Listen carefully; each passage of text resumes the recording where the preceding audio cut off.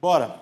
Hoje nós vamos falar sobre família bendita, mas nós vamos aprofundar sobre alguns elementos da família bendita. E o nosso texto base está lá em Isaías 61, 8 e 9. Vamos lá?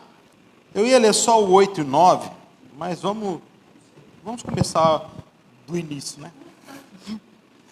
Vai lá no versículo 1. Isaías 61, 1. Vamos lá.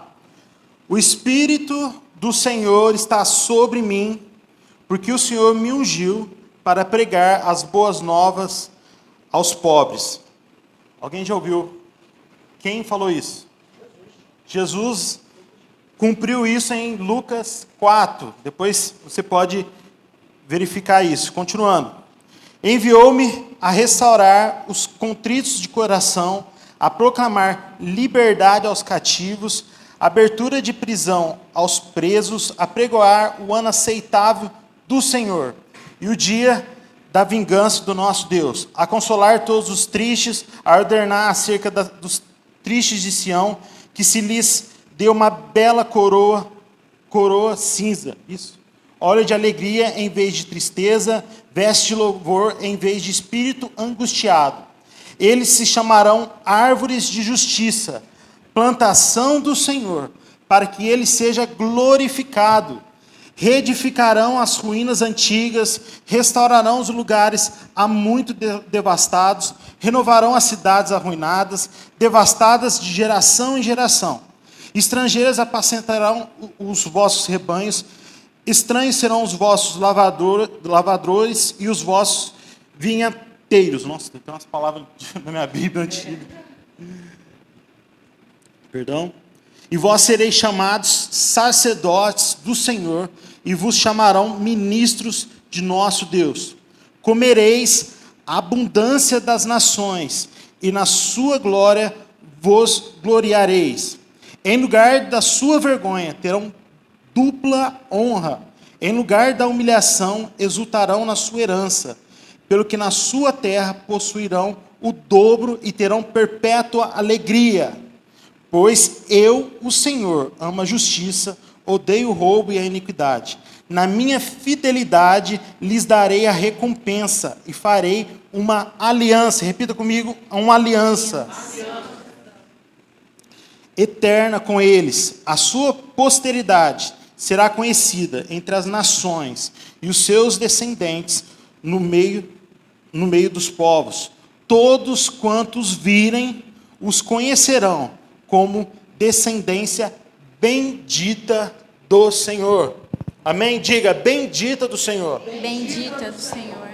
Esse capítulo estava falando de Jesus, do que Jesus viria, a obra que ele iria fazer, de transformação, libertação, salvação, reorganização de tudo, mudar a tristeza para alegria, toda a obra que Jesus iria fazer.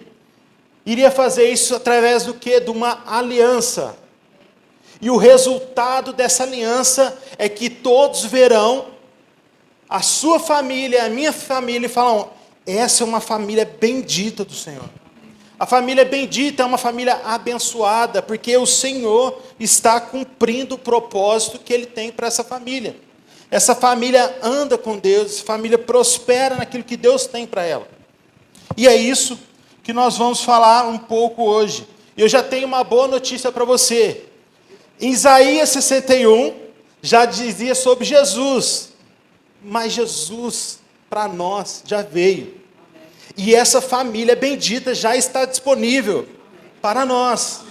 Então isso é uma boa notícia, para que possamos tomar posse e andarmos, crendo que Jesus já nos deu essa família. Amém? E hoje nós vamos entender 3 elementos principais dessa família bendita, que é a família em si, tá bom? A aliança e Jesus. O que esses 3 elementos fundamentais de uma família bendita é capaz de nos levar ao que Deus tem, ao cumprir o propósito da família, para que todos possam ver, não para nós, mas para Deus. Para que toda a glória seja dada a Ele, para que os povos, as pessoas possam olhar, na sua família, na minha família, há um Deus que está movendo. Há algo diferente, algo sobrenatural. Amém? E o primeiro ponto? É família. A visão que a gente tem da família, ela serve como se fosse uma lente, como se fosse um filtro, para a gente ter a visão de Deus. Por isso que a gente precisa entender sobre a família, sobre a visão da família, pela palavra de Deus, pelo que Deus diz. Porque a família, ela é algo que Deus usa para se revelar, para se fazer conhecer para nós. Então, assim, a importância da família não é determinada porque ela em si, porque ela é uma instituição divina somente, que deve proporcionar realização, alegria, amor, aceitação, carinho. Não é só isso. A gente tem que entender que a família é um instrumento para trazer ao homem uma revelação mais profunda de Deus. E por isso que ela é uma instituição tão atacada. Sim, em tudo, em todas as áreas, a gente vê que o inimigo, o diabo, ele quer destruir a família. Principalmente por quê? Porque é onde o homem ele pode ter uma revelação mais profunda de Deus. E a nossa visão familiar, ela sempre vai afetar a nossa compreensão acerca de Deus. A gente sabe que, por exemplo, quem teve bastante dificuldade com o pai, tem uma certa dificuldade de enxergar Deus como pai. Às vezes a gente teve um pai que prometia e nunca cumpria. Isso gera uma dificuldade em nós de acreditar que Deus faz promessas e que Ele cumpre as nossas promessas. Então, por isso que essa lente da visão familiar, a gente tem que ver ela pela luz da palavra. E a nossa visão familiar, ela sempre vai afetar a nossa compreensão acerca de Deus. Então, por isso, essa necessidade da gente ter essa visão, qual a visão que Deus tem para a família. Então, vamos pensar assim, que a família é uma instituição divina. E aí eu estava pensando essa semana e eu pensei assim, nossa, queria um exemplo de família. E eu assim, ai meu Deus, de que eu vou falar? De que eu vou falar? E Deus trouxe ao meu coração a primeira família, que vamos chamá-la de família celestial. Antes mesmo da criação, já existia uma família celestial, que é a Trindade, que é o modelo mais perfeito de família que a gente pode conhecer. Eu fiquei pensando e falando, Deus, mas todas as famílias da Bíblia têm alguma coisinha aí. Eu queria uma assim, perfeita, modelo. E aí Deus trouxe no meu coração a Trindade. A Trindade, vamos chamar da família celestial, ela existia antes mesmo da criação do mundo. Pai, Filho e Espírito Santo. A gente não pode achar, assim, vamos lá, a gente não pode pensar que a família celestial é parecida com a terrena. Por que não? Porque é ao contrário. A terrena foi criada com base na família celestial. Lembra que a gente explica na Atos que as coisas daqui são como sombra das coisas do céu? A mesma coisa. A família celestial, família terrena, ela foi criada com base na família celestial. Então, a gente já tinha essa família celestial, né? Vamos chamar a Trindade assim, para a gente poder compreender. E, a partir dessa família, Deus cria a família terrena. Uma das coisas que a gente fala assim, e às vezes dá a entender, que a gente compara o Espírito Santo com a mãe, por exemplo. E não é bem assim.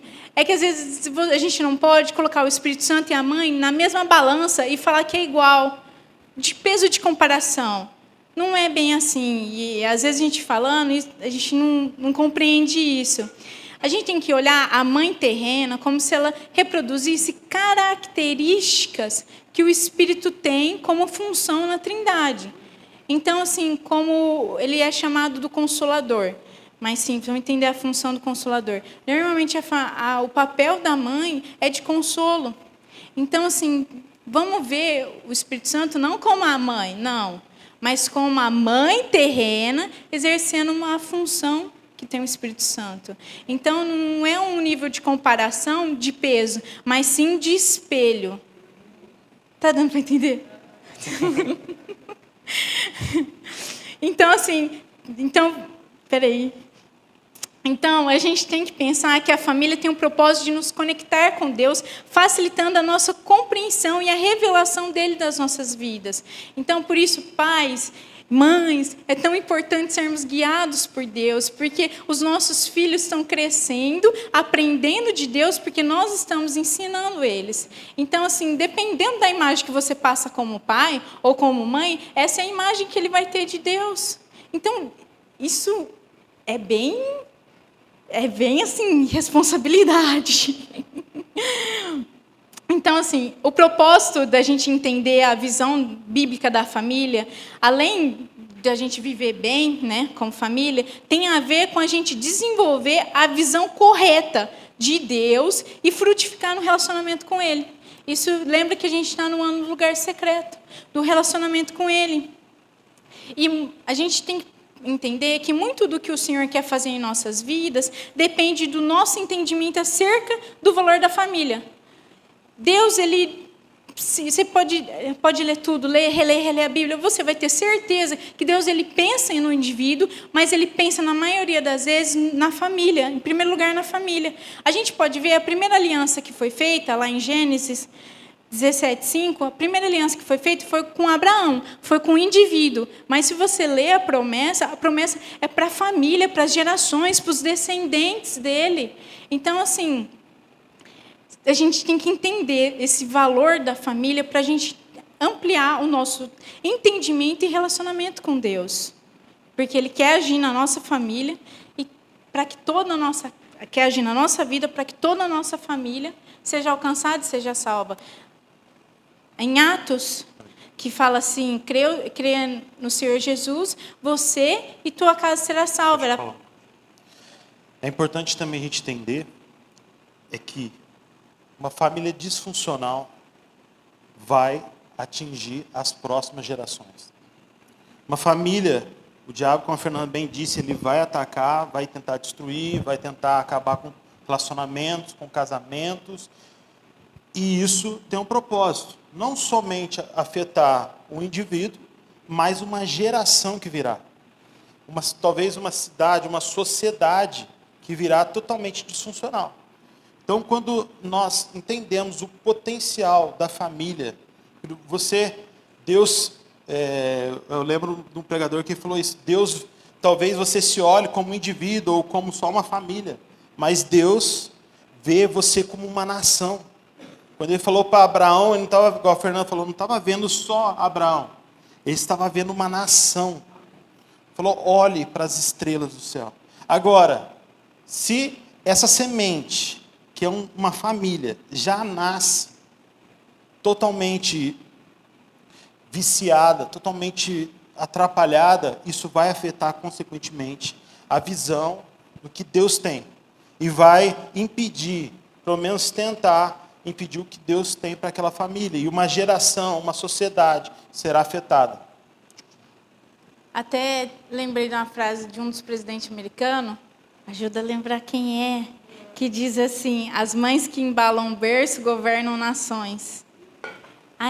Quem que é? Abraham Lincoln falou isso. Então, assim, essa imagem de que Deus vê nações, Deus vê as nossas gerações, isso é muito real. Então, vamos colocar que a família começou lá em Gênesis 1:26. E a partir de Gênesis 1:26, eu tirei alguns pontos para a família. Primeiro ponto, assim, que eu vou correr, refletir a imagem de Deus. Vamos lá. Desde o início, a gente tem o privilégio e a responsabilidade de refletir a imagem de Deus na nossa comunhão com Ele. Nosso relacionamento conjugal, ele é um espelho de um relacionamento da Trindade. O relacionamento interpessoal aqui do casal, ele tem em si a natureza de Deus, e eu vou explicar isso para vocês poderem entender. Parece um mistério, mas não é. Lá em Efésios, Gênesis, fala que os dois se tornarão uma só carne. Isso já me mostra que é uma sombra da Trindade, que os três são um. E é uma unidade em diversidade, porque nós temos funções diferentes, assim como a Trindade. São três, a mesma glória, só que os três têm funções diferentes. E nesse relacionamento, nós revelamos e refletimos a glória da Trindade. Então, isso é muito precioso no casamento, porque a gente tem que entender que nós revelamos a glória da Trindade, porque nós nos tornamos um, e a glória da Trindade é os três serem um. De forma harmônica. E de forma... Harmônica. faltou essa palavra que eu ia falar. Forma E de harmônica. forma harmônica. É uma diversidade, porque nós temos papéis diferentes, e nós vivemos de um relacionamento harmônico, que foi para isso que Deus nos criou, homem e mulher, e o casamento, assim como a Trindade. Cada um tem uma função, mas eles são unidos com um único propósito, assim como nós somos unidos com o único propósito de refletir e glorificar ao Senhor, de refletir e glorificar ao Senhor. Assim, alguns atributos de Deus, eles só são revelados à nossa família quando nós somos quando somos manifestados em comunidade, assim como na Trindade. Segundo ponto que eu ainda estou é reproduzir a imagem de Deus, que é legal, que assim, o primeiro mandamento eu vou colocar, que foi quando Deus ele fala assim, multiplique-se. Essa é uma parte interessante, o multiplique-se, porque dá a entender primeiro que Deus queria que enchesse a terra de gente. E não é bem assim que Deus queria. Na verdade, Deus ele desejava um universo cheio de homens e mulheres que refletissem a sua glória, que fossem reflexos da sua glória, adoradores em comunhão com Ele. Então foi para isso, como se o reino dele se expandisse, para que o reino dele se expandisse por toda a terra, refletindo a sua glória, a sua majestade e imitando seus atributos. Então, quando ele fala assim, multipliquem-se, não é exatamente só para encher a terra, mas sim a multiplicação da imagem de Deus. Porque lá no começo fala, vamos fazê-los... Façamos o homem a imagem e semelhança. Só esse plural já não mostra a Trindade aí. Façamos o homem a nossa imagem e semelhança. Quando ele fala para reproduzir, multiplicar e encher a terra, já está falando do primeiro. Então, multiplique-se a minha imagem, a terra. E Deus nos criou para ter comunhão com Ele. Então, ali em Gênesis, dá para perceber que, enquanto Deus Ele se revela a nós e nós nos respondemos a Ele em adoração. Por isso a gente ensina que nós fomos feitos para adorar o Senhor. Então, esse propósito do casamento não é só povoar a terra, encher a terra porque estava começando a terra, mas sim aumentar o número de seguidores de Jesus na terra. É assim, ó. Pede autorização, pastor. Não, tem que ver esse professor Oliveira. Vamos falar assim, ó, que poderia ser a primeira comissão, que é quando Deus fala assim, ó, multiplique-se a minha imagem sobre a terra. Então, façam meus discípulos. E aí, depois, Jesus vem e fala, ide, fazei discípulos de todas as nações, por toda a terra. Então, assim, aí a gente já vê Deus nos chamando para uma comissão. Então, o propósito de Deus fazer o casamento, uma das coisas, não é só encher a terra, mas fazer um lugar onde os filhos possam nascer, onde adoradores de Deus verdadeiro possam nascer e cumprir o propósito de estabelecer o seu reino.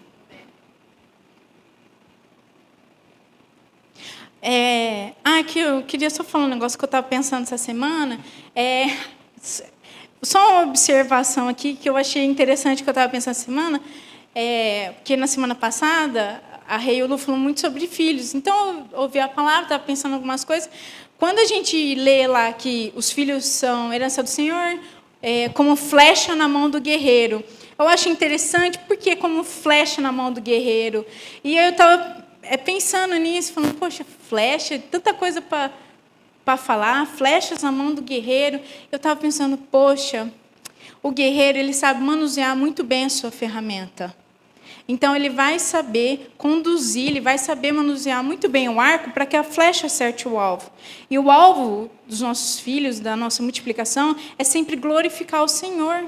Então, assim a gente entende que, por exemplo, Deus deu o Daniel para a Poli e para o Rafa, porque ele sabe, com toda certeza, que o Rafa e a Poli têm todas as ferramentas precisas para que o Daniel cumpra o propósito dele aqui nessa terra e glorifique ele nessa terra, cumprindo o propósito que ele colocou na vida do Daniel. E a gente tem que entender, ferramenta, Deus te deu a Bíblia como ferramenta. E ele ensina-nos a manusear bem a palavra. E essa é a ferramenta que vai te induzir, que vai te fazer lançar o seu filho como flecha que acerta o alvo. Isso é muito sério. Então, às vezes, como pais, você se preocupa em cuidar da alimentação, né? Não pode comer doce, tal. Mas e a vida espiritual do seu filho? Somente cuidando da vida espiritual do seu filho é que ele vai atingir o alvo. Ele vai crescer forte, saudável, não sabendo para onde ir, não sabendo que ele foi feito para adorar o Senhor, não sabendo que há um propósito de Deus para a vida dele. De que vai adiantar? Então, assim, como flechas na mão do guerreiro, o guerreiro ele sabe manusear muito bem o arco.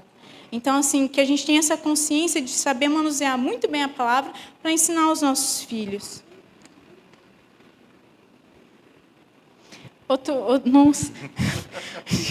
Outro ponto que, rapidão, é representar o reino de Deus. Deus deu ao homem, o Antônio fala de procuração, né?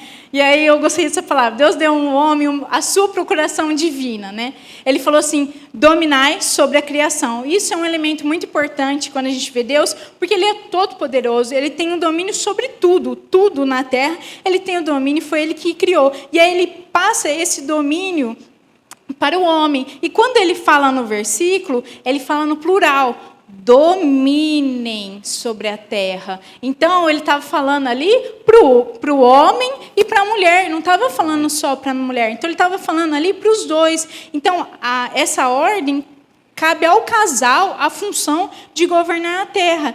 E esse governo é dos dois, embora a gente saiba que a responsabilidade maior é do homem, porque no Novo Testamento a gente aprende que o homem é o cabeça da mulher, a mordomia é conjunta, é dos dois. Ouvi lá a série de mordomia do pastor Rafa, foi lá de onde eu tirei também. A mordomia, ela é dos dois, então o governo é dos dois, a responsabilidade final é do homem, porque ele é o cabeça da mulher, mas é a mordomia dos dois, porque Deus mandou os dois governar a terra. Mas como assim? Como é que nós vamos fazer isso? Nós vamos fazer de acordo com a vontade de Deus e para a glória dele. Juntos, a gente vai multiplicar, fazer discípulos de Jesus e cuidar dos filhos que Ele nos der. E a gente vai sujeitar a terra através, por exemplo, de divisões de tarefa. Através da organização que a gente sabe muito bem como funciona. E lógico que a gente aprende que a atribuição principal de prover a esposa e os filhos é do homem. E a principal da mulher é cuidar da família. Não entenda que a mulher não pode trabalhar. Vou fazer assim, vou deixar essa questão para você vir no Movidos escutar. Não sei quem vai falar, mas vem que alguém vai te explicar. Não. Então, assim, só finalizar aqui a última, amor. Então, assim, o casal ele tem a missão de trabalhar, de governar para a glória do Criador, dominando a terra. E entenda, mesmo que a gente tenha uma vocação distinta, então vamos colocar assim bem simples, a vocação da mulher, cuidar da família, a vocação do homem, de prover, o matrimônio, nós somos um time, uma unidade no propósito. E o meu esforço, o esforço dele, contribui para a gente atingir esse alvo, para a gente cumprir esse propósito. Bom. Acabei. E, como a Fernanda bem disse, a família tem um propósito. Deus criou a família para cumprir o propósito para Deus.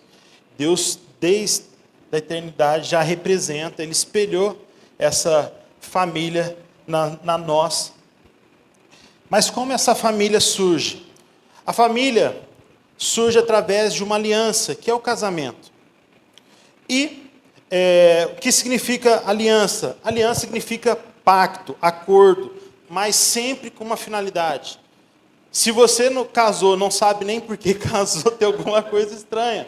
Mas se você agora entendeu que você casou, Deus te deu uma família, te projetou como família, porque você tem um propósito diante de Deus. E Deus vai te usar.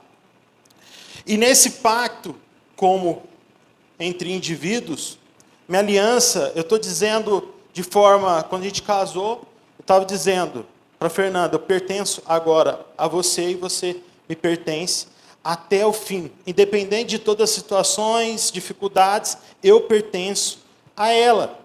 E não é só diante dos homens, também diante de Deus. Depois nós vamos entender o quanto isso é sério também diante de Deus. E a aliança tem basicamente 3 elementos, que é o juramento, que são os termos, os objetos memoriais e as testemunhas. Então, quando nós casamos, e isso você vai ver por toda a Bíblia. Toda vez que há um pacto, há uma cerimônia em que se acorda algo, tem um objeto, às vezes é uma montanha de pedra, às vezes é um aperto de mão, às vezes é um sacrifício, e tem as testemunhas, que a partir daquele momento vão reconhecer, realmente foi feito esse pacto. E isso acontece no nosso casamento também, e por isso a importância de se casar. E aí nós vemos, por exemplo, que Jesus fez esse pacto, a nova aliança. Lá em Mateus 26, diz o seguinte: enquanto estavam comendo, Jesus pegou o pão e deu graças a Deus. Depois partiu o pão e deu aos discípulos, dizendo: peguem e comam, isto é o meu corpo, simbolismo. E em seguida pegou o cálice de vinho e agradeceu a Deus. Depois passou o cálice aos discípulos, dizendo: bebam todos vocês, porque isto é o meu sangue, que é derramado em favor de muitos para o perdão dos pecados. O sangue que garante a aliança feita por Deus com o seu povo. Ou seja, nós acabamos de fazer uma ceia que Jesus ordenou. Ou seja, a palavra diz que a ceia é para ser feita como um memorial daquilo que Jesus fez.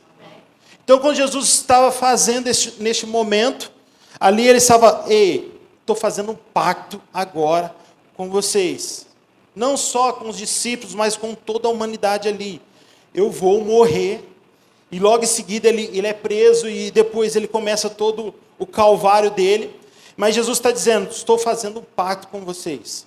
E esse pacto tem como um objeto memorial a ceia.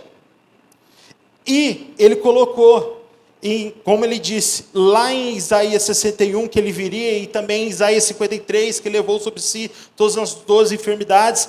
Esse era o juramento que Jesus estava cumprindo. Toda a lei, estava tirando toda a nossa dívida, todo o nosso pecado estava levando sobre si. E as testemunhas, aonde foi? Na cruz.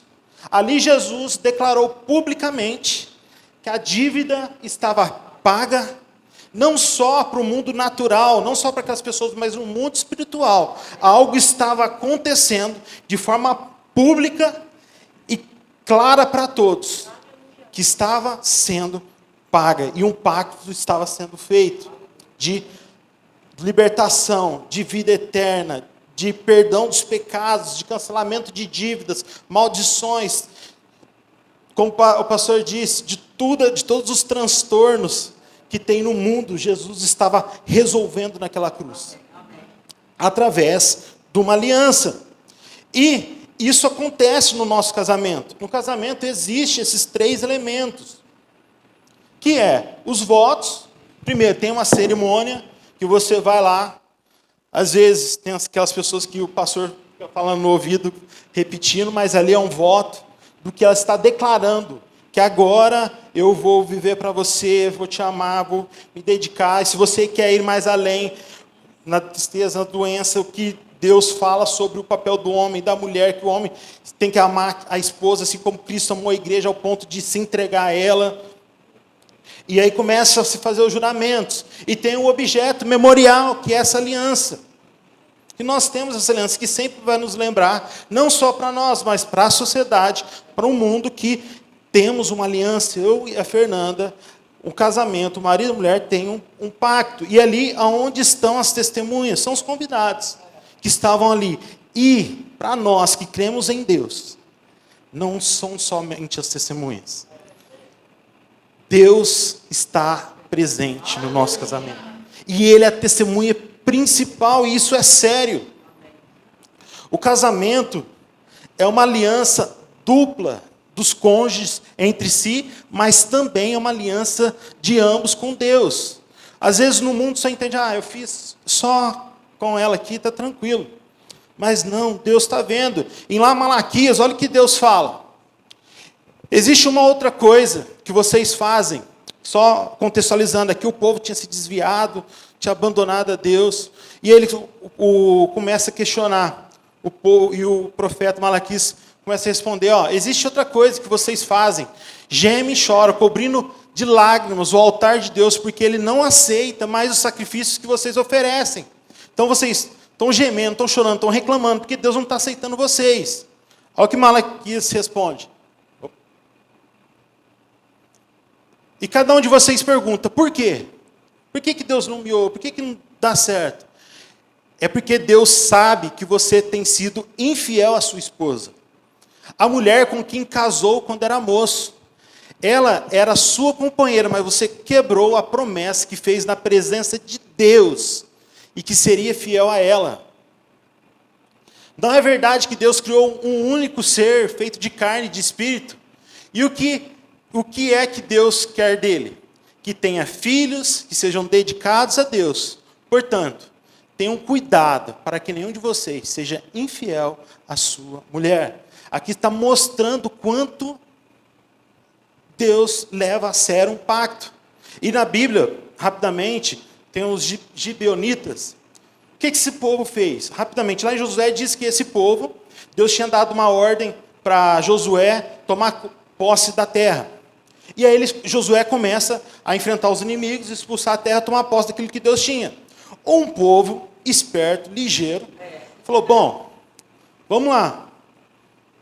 Nós estamos vendo que Deus está movendo através desse povo. Não tem chance nenhuma. O que eles fizeram? Vamos dar uma migué, vamos colocar roupa velha, pão velho, nos jumentos, lá nos animais, e vamos passar por aí fingindo que nós somos um povo bem longe, bem distante. E que Deus está tranquilo. Nós não geramos nenhum perigo para ele. E aí vamos fazer uma aliança com eles. De o quê? De proteção, de não ser destituído. E assim eles fizeram. Colocaram roupas velhas, rasgadas, pão velho, de forma que mostrasse que era um povo que estava há muito tempo na estrada, sofrendo, para que possa fazer uma aliança com Josué. E Josué fez essa aliança. E depois Josué descobriu que esse povo tinha feito esse jeitinho. Aí eu te pergunto, qualquer um de nós fala assim, você me enganou.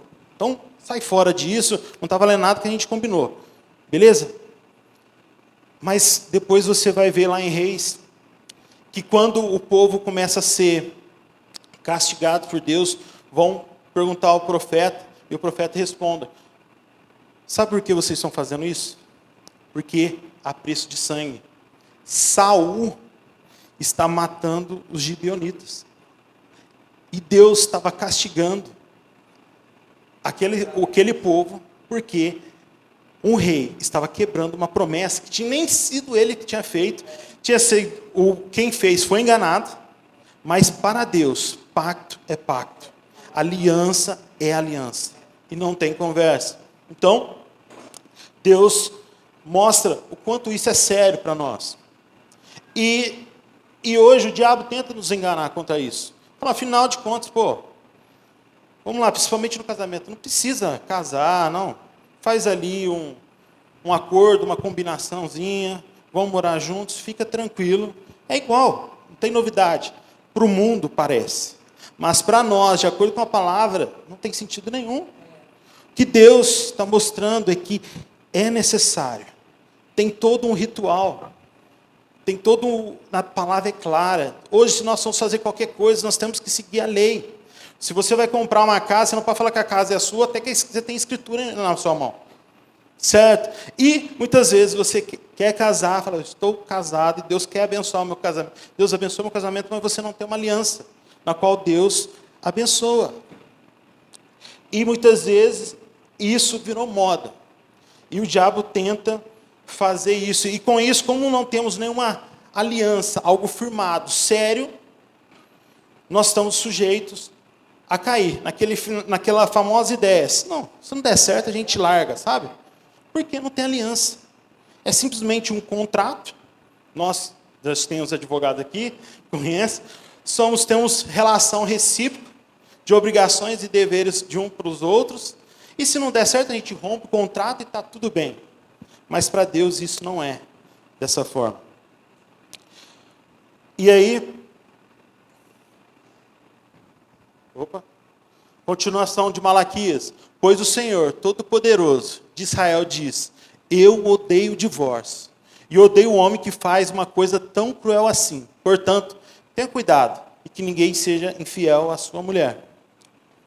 Quando temos uma família estabelecida numa aliança, que reflete o caráter de Deus, temos também uma família bendita, pois sua base firme em Deus, que independente das situações e desafios, permanecerá até o fim e cumprirá o seu propósito para a glória de Deus.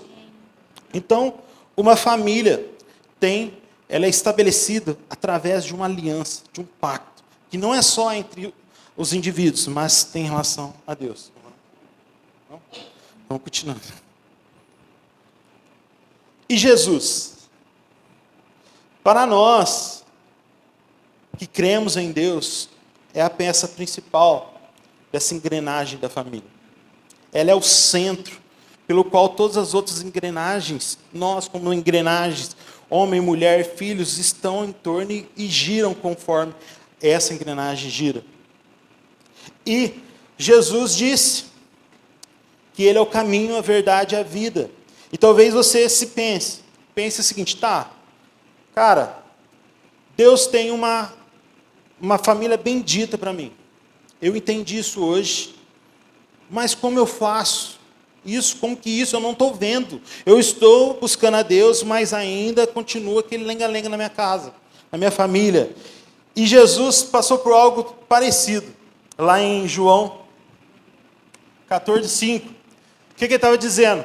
Aqui, esse texto, Jesus estava falando, eu vou ao Pai, vou preparar-vos um lugar, depois vou voltar, vou te levar para esse lugar. Tal. Ele está falando para Tomé, e vocês vão para esse lugar. Aí Tomé vira assim, beleza, Senhor, nós não sabemos aonde é que o Senhor vai, como podemos saber o caminho? A resposta de Jesus. Jesus respondeu, eu sou o caminho, a verdade e a vida. Ninguém pode chegar até o Pai a não ser por mim. Ou seja, se você não sabe como alcançar, Deus, o Senhor tem essa família bendita, como que eu faço? Jesus falando, eu sou o caminho, a verdade e a vida. E aí temos 3 sentidos sobre essa questão, como que é Jesus, o caminho da família.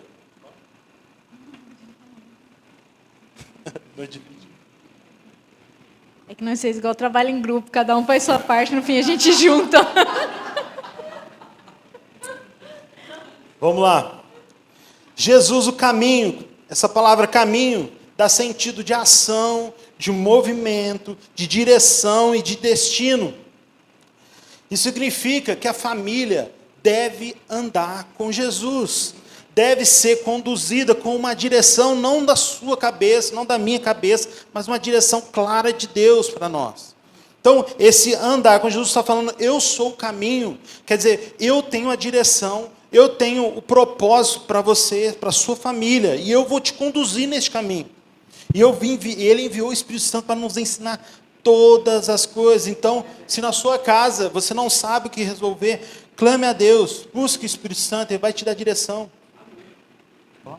E é Ele quem revela a palavra do Senhor a nós. E me lembrando do versículo, ensina a criança no caminho, como várias vezes a gente falou aqui, é no caminho, é andando no caminho, não é você falar, aquele é o caminho. Porque eu já vi muitas famílias falar assim, aquele é o caminho, e fazer totalmente ao contrário. Porque nós somos esse espelho, nós temos que refletir o Senhor na nossa casa. Então não adianta falar assim, a palavra ensina que mentir é feio, mentir é do diabo, mentir é o pai da mentira. E a criança está vendo você mentir? Peraí, é no caminho, é você vivendo isso, é você não mentindo que você vai ensinar o seu filho que a palavra diz que a mentira é pecado, que é mentira do diabo. E Jesus é a verdade. O que é verdade? A palavra verdade ali é a aletheia, não sei se está certo. Mais um ponto. E significa, ela é a verdade em qualquer assunto em consideração. Jesus está falando, qualquer coisa da sua vida, se você quer saber a verdade, eu sou essa verdade.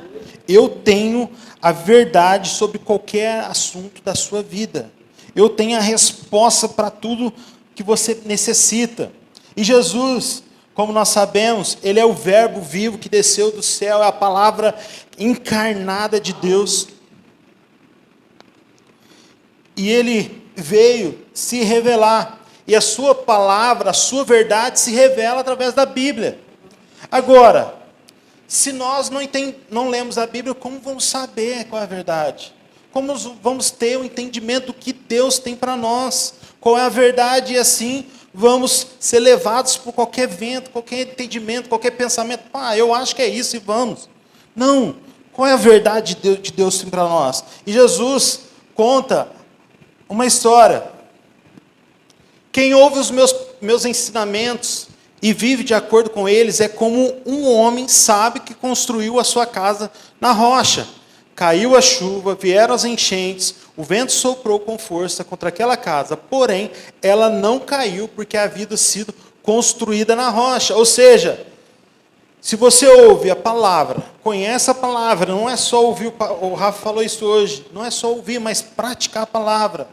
Ela vai se tornar a rocha que vai sustentar a sua casa. Porque Jesus não falou aqui, se um dia cair, vai cair uma chuva, vai vir alguma enchente, vai vir algum problema, vai vir alguma situação que vai tentar tirar a nossa família, nos afetar de alguma forma, destruir. Mas, se nós estamos sólidos na palavra de Deus, em Jesus, nós permanecemos. E quem ouve esses meus ensinamentos não vive de acordo com eles, é como um homem sem juízo, que construiu a sua casa na areia. Caiu a chuva, vieram as enchentes, e o vento soprou com força contra aquela casa. E ela caiu e ficou totalmente destruída. A verdade também, o contrário também é realidade, se não estamos fundamentados em Jesus. Assim como quem crê em Deus, como quem não crê, vai passar por situações no casamento. Mas nós, aqueles que somos filhos, cremos e vivemos a palavra de Deus e estabelecemos a nossa casa. Mas se também não fizermos isso, vão vir situações no nosso casamento, na nossa casa, que vão destruir totalmente a nossa casa. Isso é muito sério. Aqui eu acho interessante que Jesus está falando assim, edificar a casa. Não é que ela vai estar pronta do dia para a noite sobre a rocha. É dia após dia. Faz o fundamento, faz o piso, levanta as paredes. É dia após dia. Por isso aqui, edificar a casa sobre a rocha. Então não é comprar uma casa que já está em cima da rocha. Não é assim, não fica pronta da noite para o dia. Por isso a prática da palavra, por isso a gente buscar conhecer a palavra, é esse edificar, é esse buscar o tijolo na palavra para poder ir lá colocar, é você buscar o cimento para poder ir lá construir a sua casa sobre a rocha. E a mesma coisa, não adianta a mulher ter o conhecimento de que ela é a coluna da casa dela, que ela é isso, que ela é aquilo, e ser coluna sobre a areia, vai desmoronar. Então, não adianta você ter conhecimento sobre tudo se você está como coluna na areia. Você está formando sua coluna sobre a areia. A casa vai desmoronar. Vai vir o vento, ela vai cair. Então, esse edificar sobre a rocha é muito interessante porque traz a nossa atenção para isso. É dia após dia. A nossa vida está sempre alinhada com a palavra de Deus. E também, algo que reflete essa construção na areia, muitas vezes é estarmos apoiados em conselhos de pessoas que não conhecem a Deus, de achismos nossos. Fala, eu aprendi assim, eu vi fazer isso, eu vi assim, eu vou fazer desse jeito, eu estou sentindo, sabe, que negócio, estou sentindo isso e eu vou seguir nessa direção. Mas está totalmente desalinhado com a palavra. E repito, se você não conhece a Bíblia, se você não lê, se você não conhece a Deus, não busca a Deus, como você vai conhecer a verdade? Como você vai entender esse fundamento? Então é necessário e exige de nós, como a Fernanda disse, um esforço de ir entender e ir montando, formando a sua casa sobre essa verdade. E por último, acho que eu passei. Passou. Por último, Jesus é a vida da família. E essa palavra vida diz sentido de zoe, é zoe no geral, que é vida de Deus. Outros significados também é estado de alguém que está cheio de vitalidade ou é animado, plenitude de vida, vida real e genuína, vida ativa e vigorosa, devota a Deus e abençoada. Ou seja, Jesus e a família têm a verdadeira vida, plena, no seu sentido real, verdadeiro, não aquilo que você imagina. Pô, se eu tiver isso, tiver aquilo, não, Deus tem vida, tem paz, tem alegria, tem desfrute, tem momentos felizes, tem sustento em meio à dificuldade, tem tudo que você precisa, e aí sim, em Jesus, temos a vida verdadeira. Ele disse: eu vim para que tenham vida e a tenham em abundância. E é somente em Jesus que a gente pode ter a nossa vida restaurada e cumprir o propósito de glorificar Ele nessa terra. Porque somente em Jesus nós somos nova criatura, como está lá em 2 Coríntios 5,17, que Ele nos faz uma nova criatura. E somente sendo nova criatura, Jesus sendo a nossa vida, a vida da nossa família, é que o relacionamento conjugal e da família vai cumprir o propósito e vai, em primeiro lugar, refletir a imagem de Deus. Aqui eu quero ler um texto. Eu quero ler o texto de um autor que eu achei bem interessante. O casamento foi criado para refletir o amor salvador de Deus por nós em Jesus Cristo. Por isso, o Evangelho nos ajuda a entender o casamento, e o casamento nos ajuda a entender o Evangelho. Deus criou o casamento para depurar, para trabalhar o nosso caráter, para criar uma comunidade humana estável, para o nascimento e a educação dos filhos, e para realizar isso tudo pela união dos sexos complementares para o resto da vida. Se Deus tinha em mente o evangelho da salvação em Jesus quando instituiu o casamento, então o casamento ele só funciona à medida que se aproxima do modelo de amor abnegado de Deus em Cristo. Este é o segredo, que o evangelho de Jesus e o casamento se explicam um ao outro. Do Keller. Amém. Amém. Amém. Quero dizer que o que a gente fala, a palavra, às vezes você tem uma situação no seu relacionamento que talvez você se sentiu desconfortável. Deus não está te julgando, Ele está te dando uma oportunidade de transformação. Porque Ele está te dando uma oportunidade de falar: ei, eu tenho uma vida para você, eu tenho um caminho, eu tenho uma nova história para o seu relacionamento, eu tenho uma vida para o seu casamento, eu tenho filhos abençoados, eu tenho uma família bendita para você. E não é para te acusar, para te constranger, mas é para que você tenha a oportunidade de se entregar a este Deus, de acordo com a sua palavra, viver os planos que Deus para você. Porque Deus tem mais intenção de te tornar uma família bendita, talvez que você imagine. O projeto de uma família não é seu, está em Deus e pertence a Deus.